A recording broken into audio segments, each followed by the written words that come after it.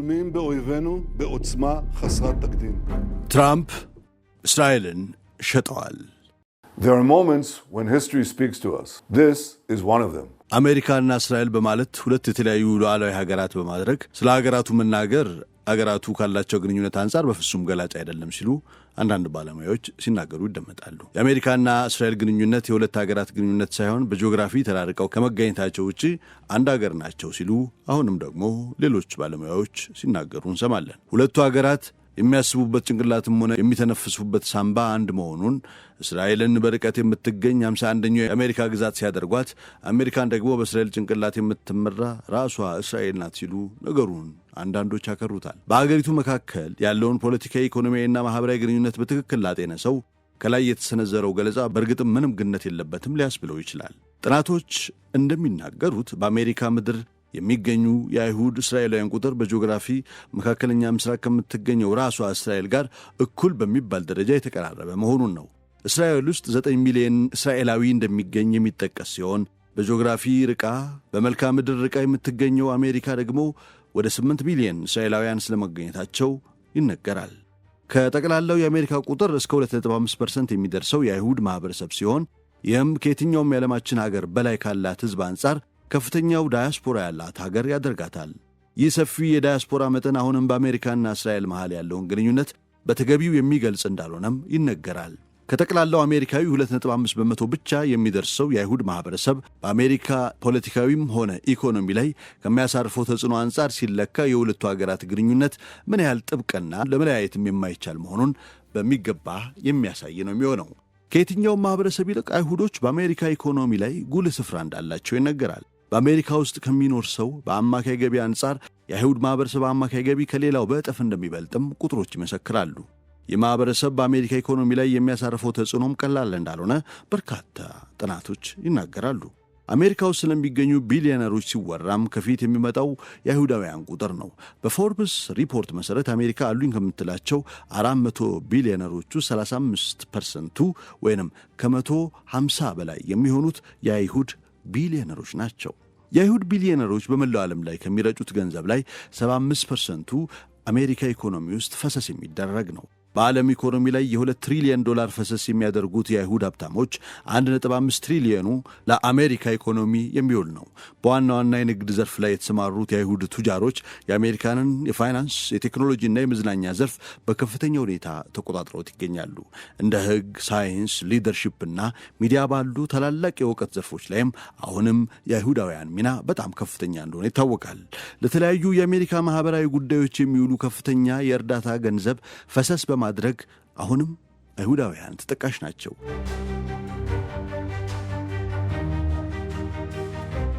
አሜሪካና እስራኤልን እንደ ሀገር ሰፍቶ ከያዛቸው ጉዳዮች ኢኮኖሚ የሚጠቀስ ቢሆንም ብቸኛው ግን አይደለም። በፖለቲካም ሆነ ወታደራዊ ግንኙነት ሁለቱ ሀገራት የተጋመደ ግንኙነት ነው ያላቸው። በአሜሪካ ፖለቲካ ውስጥም የአይሁዳውያን ሚና ቀላል አይደለም። በሁለቱ የአሜሪካ ተቋማት በኮንግረሱና በሕዝብ ተወካዮች ምክር ቤት ከ30 በላይ የሆነ ትውልድ አይሁዳውያን የሚገኝ ሲሆን በአሜሪካ የውጭ ፖሊሲ ላይ ከፍ ያለ ተጽዕኖ እንዳላቸውም ይነገራል። ለእስራኤልና አሜሪካ ግንኙነት ወሳኝ ቁልፍ ተደርጎ የሚወሰደው በአሜሪካ ፖለቲካ ላይ የሚያርፈው ይህ የአይሁዳውያን ሚና ነው። የአሜሪካና እስራኤል ወታደራዊ ትብብር የሁለቱ የተለያዩ ሀገራት ትብብር አይመስልም።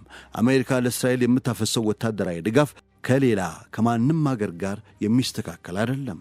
የእስራኤል መከላከያ ተቋማት ከአሜሪካ ብቻ በየዓመቱ $4 ቢሊዮን የሚደርስ ሀብት ፈሰስ ይደረግላቸዋል። ይህ የሚሆነው እስራኤል አማን በሆነችና ምንም አይነት ጦርነት በሌለበት ጊዜ ነው። ችግር ከተፈጠረና ጦርነት ከተነሳ እስራኤል ተጨማሪ የጦርነት ጊዜ የሚባል በጀትም ከአሜሪካ ታገኛለች። ይህ የጦርነት ጊዜ በጀት እንደ ጦርነቱ አይነት የሚወሰን ነው። እስራኤል ከሐማስ ጋር ውጊያ ገጥም ያለው በማለቷ ብቻ የአሜሪካ ኮንግረስ ተጨማሪ 10 ቢሊዮኖችን እነሆ ብሏታል። ጦርነት ለማለት እንኳን በቅጡ በማያስደፍረውና በሐማስ ላይ ለሚሰነዘረው ጥቃት በሚል ነው ይህን ያህል ገንዘብ እስራኤል ያገኘችው።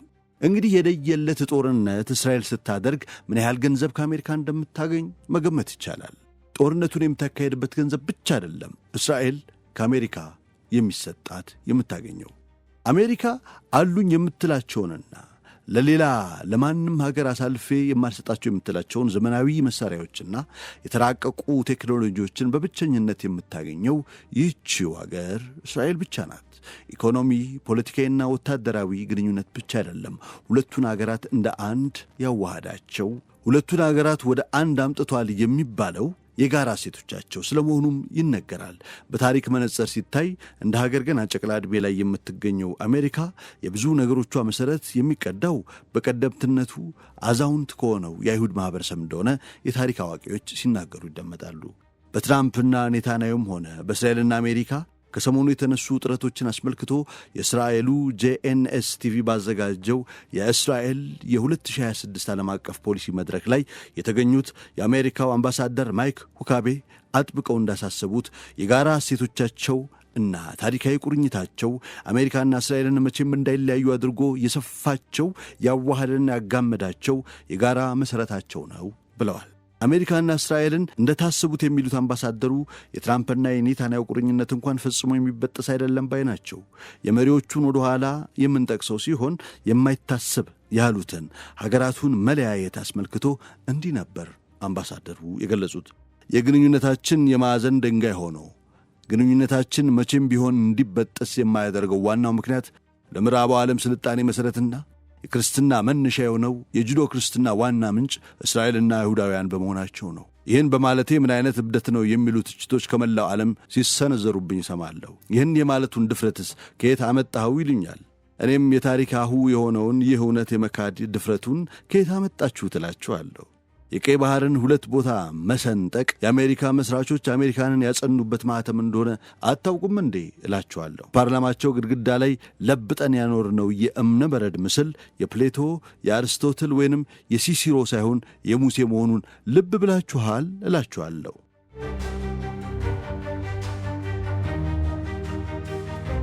ቀደምት አሜሪካውያን አሜሪካንን ያጸኑበት ሕግ የሌላ የማንም ሳይሆን የሙሴ ብቻ ነው። ታሪካችን የተጋመደው ከአቴንስ ወይንም ከሮማን ጋር ሳይሆን ከሲና ተራራ ጋር ነው። ሕጋችን የተመዘዘው ታሪካችን የተጋመደው ከሌላ ከማንም ሳይሆን ከ4000 ዓመታት በላይ ዘልቃ ከቆየችው እስራኤል ከምትባል ሀገር ጋር ነው። ይህን የተረዱ አባቶቻችን ለዚህ ነው የአሜሪካ የነጻነት አዋጅ ላይ ነጻነታችን የሚመነጨው ከፈጣሪ ነው ሲሉ ያወጁት። ይህን ሐሳብ ከየት ነው ያገኙት? በጣም ለፍተው እጅግ ወደ ኋላ ተጉዘው ኢየሩሳሌም ከተማ ሲደርሱ ነው ጥያቄያቸው መልስ ያገኘላቸው። ይህን ያገኙት ከፈጣሪ ጋር ግንኙነት ከነበራቸውና ለመላው ዓለም ብርሃን ከሆኑት ከአይሁዳውያን ነው። አንድ ስህተት እንዳይፈጠር በጣም ማሳሰብ ፈልጋለሁ። አሜሪካውያን ቢገባችሁም ባይገባችሁም ለነጻነታችሁ መሠረት ለእያንዳንዳችሁ ቅድስና መንገድ ለጠረጉላችሁ አይሁዳውያን ስለ ውለታቸው ፈጣሪን ማመስገን ይኖርባችኋል። አምባገነንነትን በመጠየፍ በነጻነት መጓዝን እሴታችን ያደረግነው ከሌላ ከማንም ቦታ መጥቶ ሳይሆን ከእስራኤል ምድር በመቀዳቱ ነው ሲሉ ነው ፈጽሞ የማይበጠስ ገመድ ሀገራቱን እንዳቆራኛቸው አምባሳደሩ የገለጹት። ለዚህም ይመስላል አሜሪካና እስራኤል በአንድ ሳንባ የሚተነፍሱ ሁለት ሀገራት ያሰኛቸው።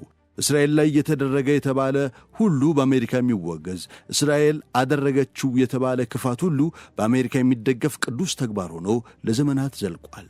በሁለቱ ሀገራት ግንኙነት ላይ ከሰሞኑ የታየው ስብራት ግን ማንም ያልጠበቀውና ጉድ ያስባለም ሆኗል። በአሜሪካና ኢራን እየተደረገ ያለው የሰላም ድርድር በአንድ በኩል እስራኤልን ያገለለ ሲሆን፣ በሌላ በኩል ደግሞ እስራኤልን የተባልሽውን ታደርጊያለሽ በሚል ትርጉም የሚሰጠው ሆኗል። በሆርሙዝ መተላለፊያ አማካኝነት ትራምፕ ወጥራ የያዘችውን ኢራን ከእርሶ ጋር ድርድር የምትቀመጠው እስራኤልን ካሳረፉ ብቻ ነው ስትል በአቋሟ የጸናች ሆናለች። ወጥመድ ውስጥ እንደገባ አንበሳ የሆኑት ትራምፕ ብቸኛ ምርጫቸው እስራኤልን ረፊ ማለት ብቻ ሆኗል። ይህ የትራምፕ እርምጃ ነው የኖረውን ወዳጅነት ከማሻከር በዘለለ ወደ ግልጽ ስድብና ውግዘት የተሸጋገረው። በቀጥታ ደውለው ኔታንያሁ ላይ የስድብ ውርጅብኝ ማውረድ ያልበቃቸው ትራምፕ በታሪክ ተሰምቶ በማያልቅ መልኩ ነው እስራኤል በንጹሐን ላይ የምትፈጽማቸውን ግድያዎች ማቆም አለባት ወደሚል ውግዘት የተሸጋገሩት። የሰላም ስምምነቱ። እስራኤልና አሜሪካ በጋራ የጀመሩትን ጦርነት ለማቆም ከኢራን ጋር የተደረገው የሰላም ስምምነት እስራኤልን ያካተተ አልነበረም። ለዚህም የተለያዩ ጉዳዮች በምክንያትነት ይጠቀሳሉ።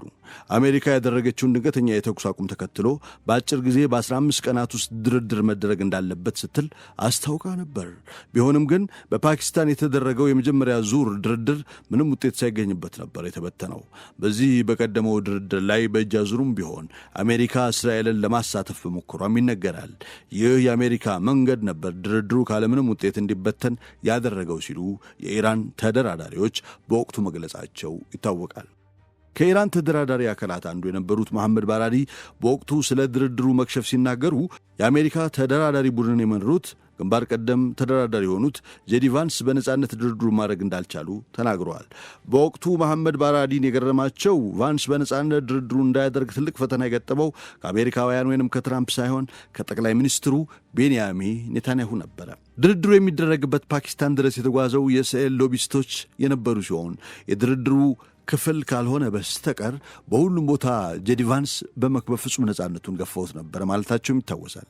ከእነዚህ የእስራኤል ሎቢስቶች ሚና በላይ የእስራኤሉ ጠቅላይ ሚኒስትር ቤንያሚን ኔታንያሁ በተደራዳሪ ቡድኑ ላይ ጫና ያሳደሩ ሲሆን ቫንስ ከእያንዳንዷ ንግግር በኋላ በየ30 ደቂቃው እየወጣ ለኔታንያሁ ስለ ሁኔታው ሪፖርት ያቀርብ ነበር ሲሉ መሐመድ ባራዲ ምስክርነታቸውን ሰጥተዋል። ይህ ጦርነት እንዳይቆምና ድርድሩም እንዳይሳካ ፈላጊዋ ብቸኛዋ የዓለማችን ሀገር እስራኤል እንደሆነች የገለጹት ባራዲ ሰላም ለማምጣት ፓኪስታን የተጓዘው የአሜሪካው ተደራዳሪ ቡድን ላይ ሰላም ፈጽሞ እንዳይመጣ የሚፈልገውን ኔታንያሁ ትልቁን ሚና እየተጫወተ ባለበት ሁኔታ እንዴት የሰላም ድርድሩ ይሳካል ሲሉ በአግራሞት ተናግረዋል። ይህ ጦርነት እንዲቀጥል የምትፈልጉ በእስራኤል በተለይም የሁለት ነገር ፍላጎቶቿ የሚማሉት በሰላማዊ መንገድ ሳይሆን የተጀመረው ጦርነት ሲቀጥል ብቻ እንደሆነ ታውቃለች። የህልውናዬ ስጋት ናት የምትላት ኢራን እስከ መጨረሻው ማውደም ከ40 ዓመታት በላይ ያስቆጠረው የእስራኤልም ሆነ የኔታንያሁ ዋነኛ ዕቅድ ነው። ይህ ሳይሳካ የሚቆም ጦርነት በቀጠናው ላይ እስራኤል ልትጎናጸፈው የምትፈልገውን ኃያልና አድራጊ ፈጣሪ የመሆን ዕቅድ የሚያሳካው አይደለም። ይህ ካልሆነ ደግሞ የታላቋ እስራኤል እውን መሆን የውሃ ላይ ኩበት ብቻ ሆኖ ነው የሚቀረው።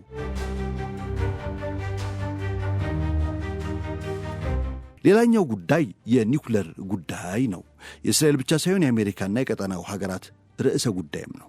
የኢራን የኒውክሌር ነገር የቀጠናው ሀገራት አጠቃላይ ስጋት መሆኑን ሁለቱ ተደራዳሪ ሀገራት አሜሪካና ኢራን የተስማሙበት በመሆኑ በተቀመጠው የድርድር ፕላትፎርም መሰረት መፍትሄ የሚያገኝ ኢራንም ደግሞ ደጋግማ እንደምትለው የኒውክሌር ቦምብ የመታጠቅ ፍላጎት የለኝም ስትል በግልጽ ያስቀመጠችው ጉዳይ ሆኗል።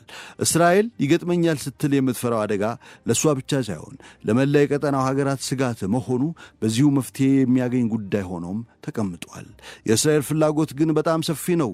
የኒውክሌር መሳሪያ ባይኖራትም በቀጠናው ላይ የምትገኝ ሀያል ሀገር ኢራን የእስራኤልን ጉዞ አደናቃፊ ናት። በዚህ አውዳሚና የዓለም ጉሮሮን አንቆ በያዘ ጦርነት መሃል እንኳን እስራኤል የልማዷን ከማድረግ አልተቆጠበችም። ለሕልውናዬ ስጋት ገጥሞኛል ስትል ነው ደቡብ ሊባኖስን የወረረችው።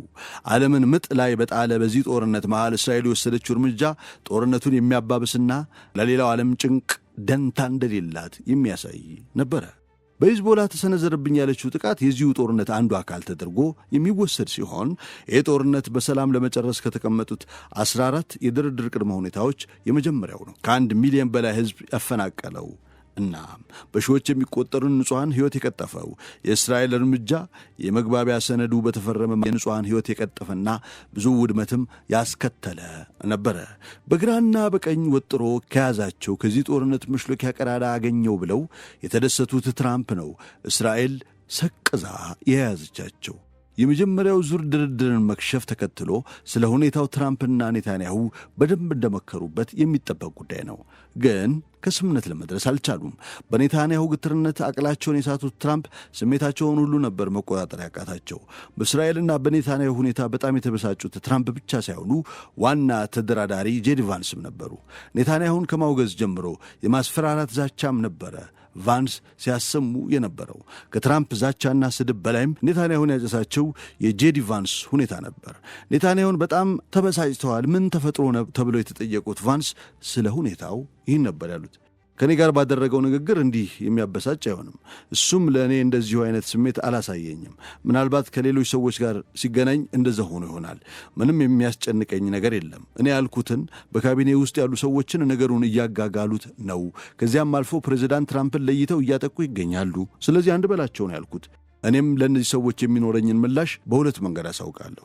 የመጀመሪያው አናዳጅ ነገር ትራምፕ በዚህ አጣብቅኝ ወቅት ላይ የዓለማችን ብቸኛው ለእስራኤል ጥሩ ስሜት ያለው መሪ ሆኖ ያለ እዚህ ወዳጅ ላይ ይሁሉ ረብሻ መደረጉ ነው። እዚህ ጋር መታየት ያለበት የዓለማችን ሌላ ኃያል ሀገር መሪ መሆኑ ነው።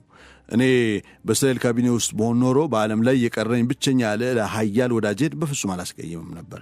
ሌላው መልእክቴ ደግሞ ለእስራኤል ካቢኔ አባላት ሲሆን ቢቢ የሄደበትን መንገድ የራሱን ድርሻ የሚወስድ ሲሆን ለሌሎች የካቢኔ አባላት የማሳስበው ባለፉት 3 ወራት ያደረጋችሁት ጦርነት ላይ አገራችሁን የተከለከለው 2/3 መሳሪያ በአሜሪካ እጅ ብቻ የተመረተና በአሜሪካ የግብር ዶላር የተከፈለ ነው። ይህ ልታውቁት ይገባል።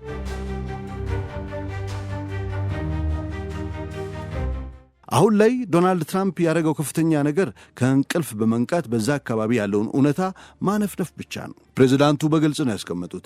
እስራኤል ምንም ነገር አቁሚ አላለም። አንድ ሀገር ራስን የመከላከል እርምጃ እወስዳለሁ ካለ አትከልክል፣ አቁም ሊባል አይቻልም። እስራኤልም ራሷን የመከላከል ሙሉ መብት አላት። እዚህ ጋር መሰረታዊ የሚሆነው እስራኤሎቹም ሆኑ ሌላው ይህንን የሰላም ሂደት ሊያከብዱት የማይገባ መሆኑ ነው። ለእነሱም ሆነ ለጠቅላላው ቀጠናው በጣም ጥሩ ነው።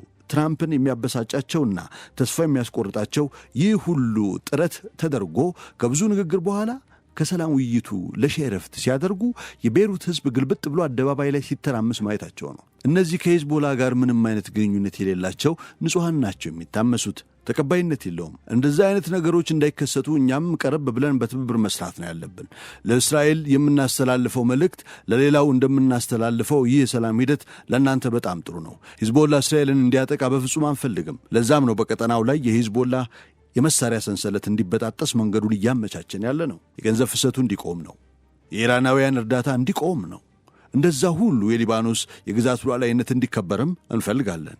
የሰላም መንገድ በሁሉም ተሳታፊ ሀገራት ላይ መፍትሄ እንዲያመጣ ነው የምንሻው ሲሉ ኔታንያሁንና አክራሪ አይሁዳውያንን ተረጋጉ የሚል መልእክት ጄዲ ቫንስ ልከውላቸዋል።